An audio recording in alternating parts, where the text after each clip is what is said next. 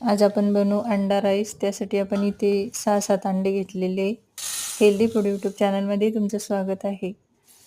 आणि आपण इथे 1 वाटी तांदूळ घेतलेले.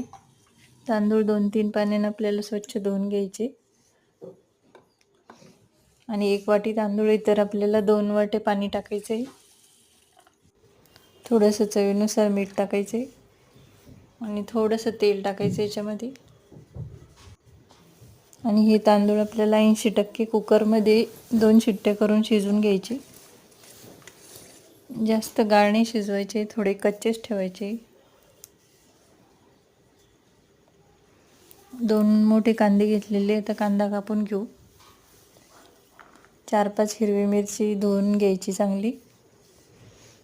आणि कोथिंबीर पण चांगली धुवून घ्यायची पाण्याने. आता कोथिंबीर आणि हिरवी मिरची कापून घेऊ. कांदा पण याच्यासोबत कापून घ्यायचा आहे.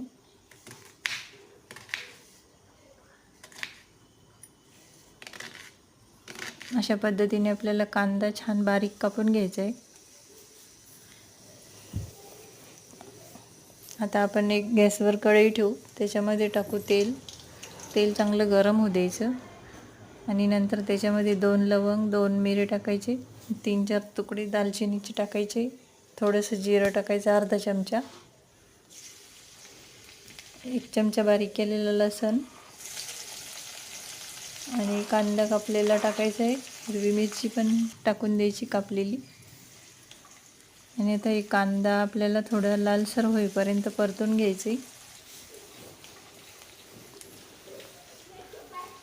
कांदा आता आपला थोडा लालसर झालेला आहे. याच्यामध्ये टाकू अर्धा चमचा हळद, 1 चमचा तिखट आणि 1 चमचा गरम मसाला.